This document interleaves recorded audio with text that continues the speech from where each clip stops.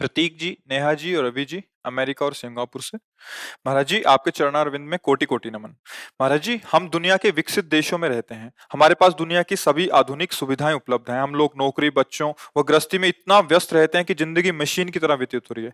ऐसी स्थिति में नौकरी, परिवार व सामाजिक जीवन में किस प्रकार संतुलन किया जाए कि मन में सुख और शांति का अनुभव होते हुए हम अपने कर्तव्यों का पालन कर सकें।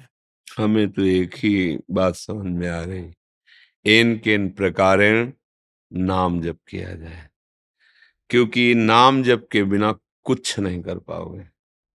देखो, इतनी आयु आपकी हो गई, कोई ऐसा भोग नहीं जो भोगा ना हो। मान लो बचपन से साधु हो तो फिर ये लग सकता है, मन का सलाह दे सकता है कि अगर ये भोग भोगते तो मुझे शांति मिल जाती।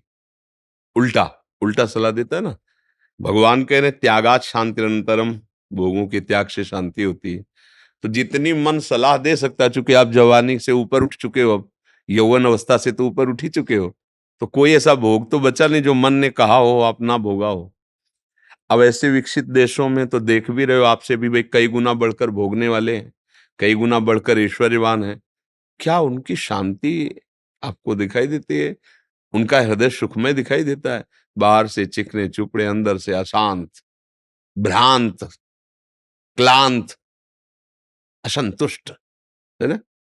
विश्राम स्थिति, शांत, एकदम मन प्रसन्न, भगवदानंद, अब कछु नाथ न चाही मोरे। ऐसा तो नहीं अनुभव होता, इन भोगों से हो भी नहीं सकता, क्योंकि शास्त्र अनुभवी सिद्ध महापुरुषों द्वारा, जो भगवत प्राप्त महापुरुष उनके द्वारा लिखे गए। तो हम ये नहीं कहते कि भोग नहीं भोगने चाहिए, हम ये नहीं कहते कि अर्थ नहीं कमाना चाहिए, हम ये नहीं कहते कि आप देश विदेश मत भागो, नहीं। जाओ, पूरी सृष्टि गोपाल जी की है, सकल भूमि गोपाल के या में अटक का, अलग अलग सीमाएं रख दी गई है, तो मेरे कृष्ण का ही सब कुछ वैभव, सब कुछ श्री कृष्ण का ही है। सारी भूमि गोपाल जी की है, श्री कृष्ण जी की है। हाँ, अब हमें यह ध्यान रखना है, अभी तक जो हुआ सो हुआ। अब अगर ये ध्यान रख लो कि जो जो किया उसमें तो सुख मिला नहीं, शांति मिली नहीं, और ना मिलेगी। हजारों जन्म भोग चुके हो, इस जन्म की क्या बात हो, तो माया के कारण विस्मृति हो जाती है। एक उपाय है जिससे विश्राम मिल जाएगा, शांति मिल जाएगी। गोस्वामी जी कह रहे हैं, तब लगी कुशल न जीव कहूं, सपने हूं मन विश्राम, जब लगी भजत न राम कहूं, शोक धाम तजी काम। जब तक भगवान का भजन नहीं होगा भाई, मान लो मेरी बात, चाहे जहां भाग के जाओ शांति नहीं मिलेगी। चाहे जितने रुपए कमा लो, चाहे जितने भोग भोग लो, तुम्हारा मन कभी तुम्हें शांति से नहीं, ये और जलाएगा, और वासनाएं बढ़ती चली जाएंगी, जितना है उससे कई गुना बढ़कर वासना हो जाएगी। तो एक उपाय है, जैसे भी बने नाम जप शुरू कर दो। क्योंकि आप ऐसे, आपका क्या, हमारे भी देश में ऐसी आधुनिकता चल गई है, खान पान की पवित्रता नष्ट हो गई है। अब आप कोई हवन नहीं कर सकते हो, क्योंकि आपको पर्याप्त घी नहीं मिल सकता शुद्ध, धान्य नहीं मिल सकता शुद्ध, जिसमें उर्वरक खाद आदि पड़ी है ना, ये हवन करने लायक पदार्थ नहीं उपजते। गाय के गोबर की भूमि में मिलाकर उपजाए हुए अन्न के द्वारा, बड़ा पवित्र चाहिए ना। तो यज्ञ गई, अब ध्यान। आप बैठ के देखो कुछ मिनट, क्या ध्यान में आता है? अंधकार और वासनाओं की दौड़ भाग। अंदर देखो ला, आंख मूंद के बैठ जाओ, आपके हम ध्यान कर रहे हैं, हमें पता है क्या ध्यान कर रहे हो। अंधकार और वासनाओं की दौड़ भाग, अंदर देख लो। क्योंकि अंदर वाली बात है ना, ये बाहर से नहीं। दौड़ भाग वासनाओं की, इतनी एकाग्रता और इतनी अध्यात्म शक्ति नहीं रहेगी कि मन और इंद्रियों को रोक दे वहीं। ध्यान गया। अब पूजा, कौन सी ऐसी पूजा सामग्री है जिससे आप प्रभु को रिझा लोगे?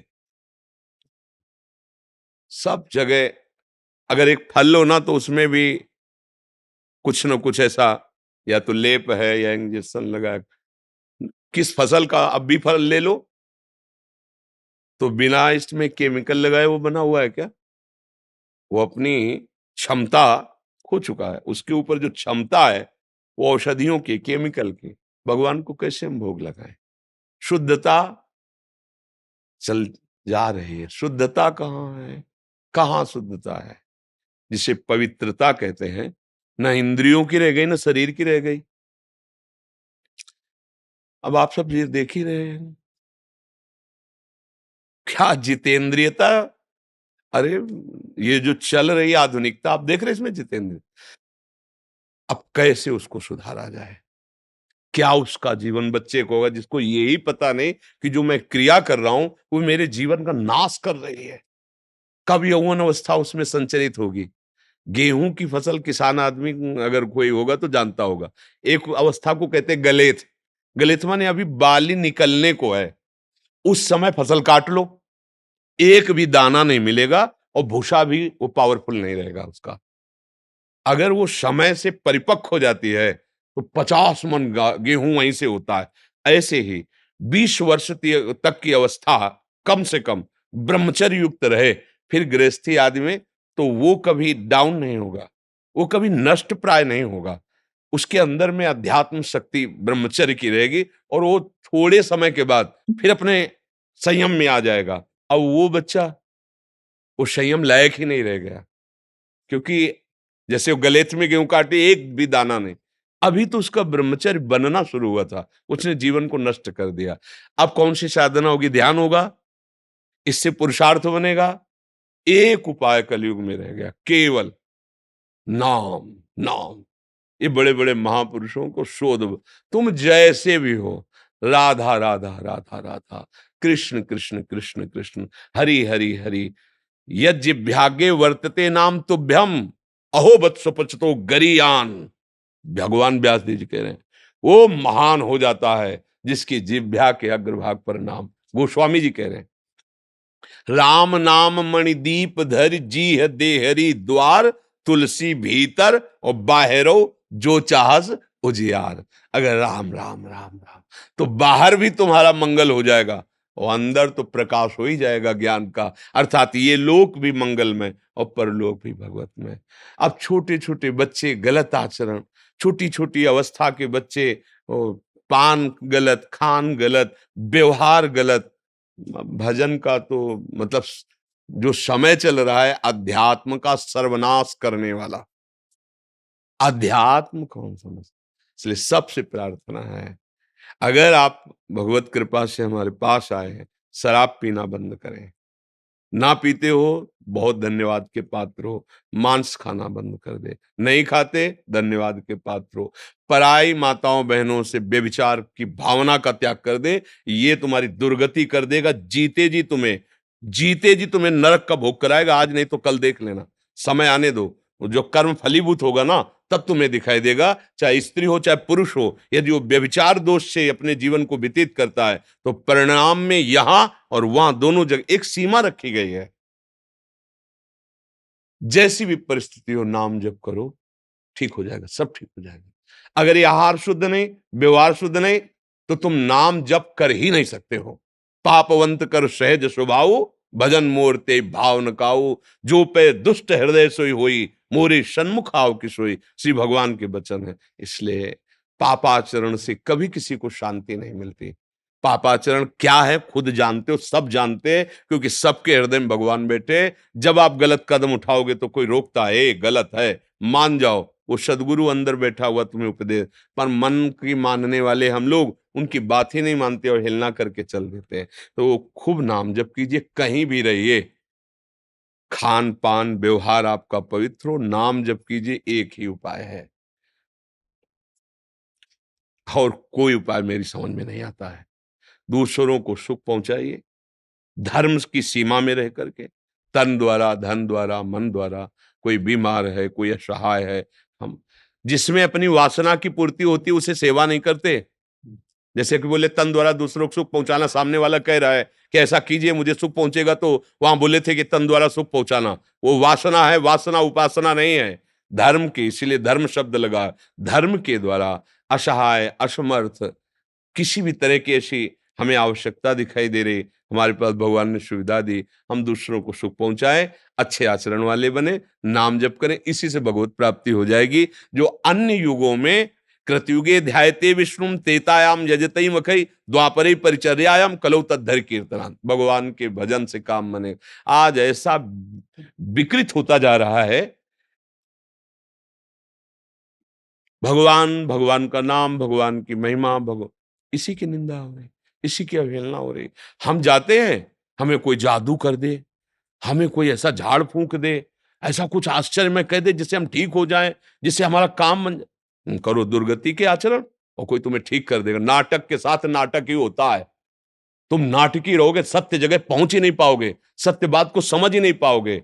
सत्य में चलो, तुम्हारा मंगल हो जाएगा। कोई तुम्हारा दूसरा मंगल नहीं कर सकता। अपना मंगल खुद आप करो। नाम जप करो, अच्छे आचरण करो। आशीर्वाद मांगने की जरूरत नहीं है, आशीर्वाद ही आशीर्वाद तुम्हें घेर लेगा। और तुम करो बेविचार, पियो शराब, खाओ मांस और सोचो हम कहीं चले जाएं, कुछ भेंट देके, कुछ जंतुर मंतुर बनवा करके हम सोच दो जब कुछ नहीं होने वाला, करके देख लेना। सत्य वस्तु एक अपना प्रभाव रखती है, सत्य वस्तु प्रभाव रखती है, पर सत्य को समझना थोड़ा कठिन होता है। हाँ, ऐसे अरे तुम्हारे कर्म ही तुमको दुख सुख दे सकते हैं। अच्छे कर्म करो, भगवान नाम जप करो, दूसरों को सुख पहुंचाओ। किसी के आशीर्वाद की जरूरत नहीं है। तुम भगवान के अंश हो, तुम स्वयं में पूर्ण हो यार। तुम समझो, मारे मारे घूम रहे हो, तुम्हारे आचरण खराब है इसलिए तुम समझ नहीं पा रहे हो। जो यहां इतना भी कम नहीं, यहां वही बैठा हुआ है जिसके बल से हम दहाड़ रहे हैं, उसी के बल से तुम भी बलवान हो। केवल तुम अपने बात को समझो। तुम गिर रहे हो इसलिए नहीं समझ पा रहे। थोड़ा सा पैर जमाओ, तुम ललकारने लगोगे। जो काम क्रोध लोभ मोह मद मत्सर तुम्हें परास्त कर रहे हैं ना, तुम भी मुस्कुरा के निकलोगे उनके बीच से। बहादुर के बच्चे हो, अखिल बलशाली भगवान के तुम अंश हो। यार इन फालतू वाली बातों में काहे को समय बर्बाद करते हैं? तो अरे भाई ऐसे मतलब समझ में नहीं आ रहा, लोगों को समझ में नहीं आ रहा है। भागे घूम रहे। अरे उतनी देर बैठ के राम राम जप, कृष्ण कृष्ण जप, राधा राधा जप, किसी की जरूरत नहीं तेरे को। तो बैठ। सत्संग संत संग क्यों किया जाता है?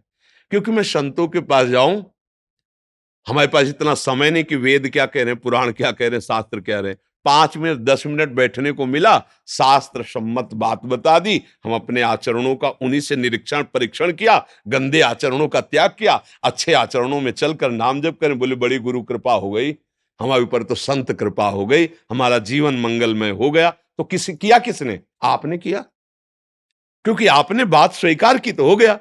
ये भ्रम में मत रहना कि तुम्हारे ऊपर कोई हाथ धर देगा या पांव धर देगा या कोई जादू टोना कर देगा, तुम अमर हो जाओगे, सुखी हो जाओगे। भ्रम मत रखना।